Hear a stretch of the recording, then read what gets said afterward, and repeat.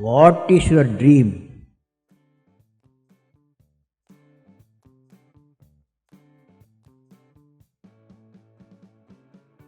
Learning and development as a practice is something that the human race have worked upon since the time of great apes. The world as we know is a continuous improvement process and has become a better place since the prehistoric times is because of this one important behavior of humans. We take pride in ourselves in launching this initiative, which we believe will benefit millions of L&D fraternity present across the globe and much more to come. Educational technology is a broader function in contrary to the popular misconception that restricts its focus just to the tools and the technologies. This could be because of the fact that education as it evolved has largely been influenced by the technology present at that time. And the same reason why in this video, we are going to discuss how educational tools and technologies have evolved through the course of human history. The first form of communication appeared on the face of Earth approximately 2.5 million years ago. The genus of our kind that was present before humans had some form of primitive language. These are symbols, gestures, and sounds where the hunters had to inform others of animal traces and imminent danger or signal to run in a specific direction. Perhaps the most important form of learning that happened any time on Earth and that meant survival. The formal earliest mentions of learning dates back to the prehistoric times of Neanderthals, which was approximately 35,000 to 65,000 years ago from now.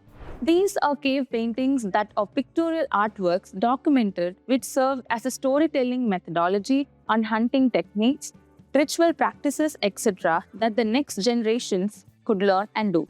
Around 3500 before Christ, the next big evolution happened when writing systems were believed to first appear in the earliest civilizations of Mesopotamia, which is the modern-day Iraq, and some parts of Iran, Syria, and Turkey.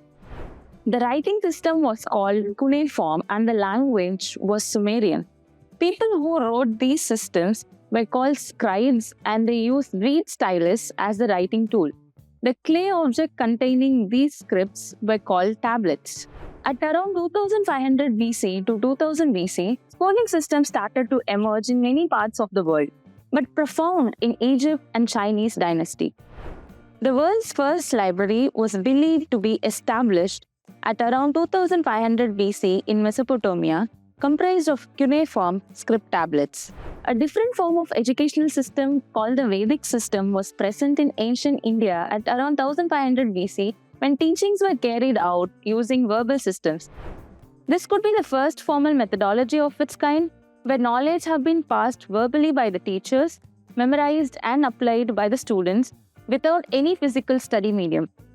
Knowledge was transferred using clays, rocks, wax, palm leaves, animal skin, oracle bones, or verbally for a long time. But that was only until 105 Anno Domini, when Kai Lung from China discovered a revolutionary medium that after 2000 years, even today, is a profound tool in use to read and write paper. One of the sulky statements that you often hear from learners who invented examination, now you shall know. Examining and selecting warriors to form an elite army for battlefield was long in practice. But the solid origins of examination for selecting candidates was in practice at around 600 AD in China. They call this nine-rank system, wherein civil service examinations were conducted and based on grades, people were employed to work at different levels of bureaucracy. In 859 AD, a woman named Fatima al-Fihri founded the world's first higher educational institution, Al-Qurawin University in Morocco.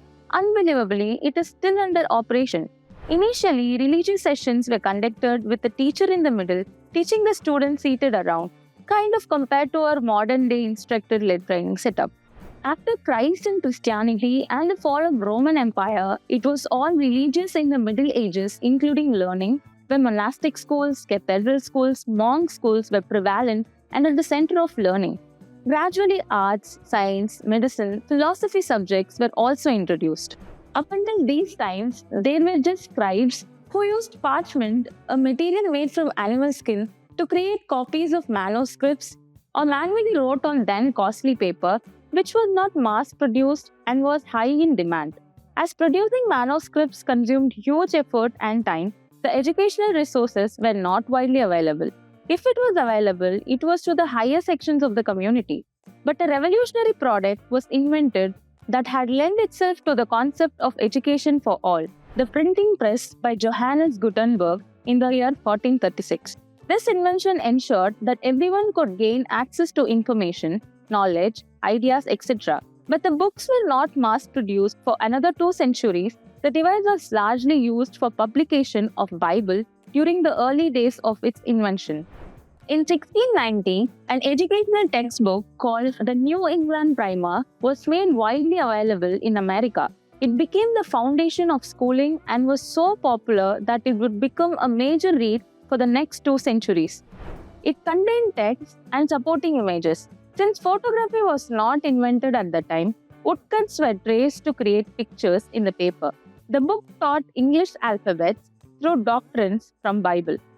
After the Middle Ages and before the 20th century, some of the primitive tools and technologies had its facelift. The wooden stylus, metallic stylus, quill pen, pencil transitioned to an effective writing medium, fountain pen. The papyrus rolls, parchments, bones, palm leaves transformed to paper, which started its mass production in the middle of 18th century. The primitive form of slate present in the 12th century AD led to the creation of yet another revolutionary tool in the early 18th century, the blackboard, which is inevitable even today. Unbelievable inventions happened during and after Industrial Revolution, which will go on to significantly change human experiences in education during these times. What's part 2? You have to excel in the education.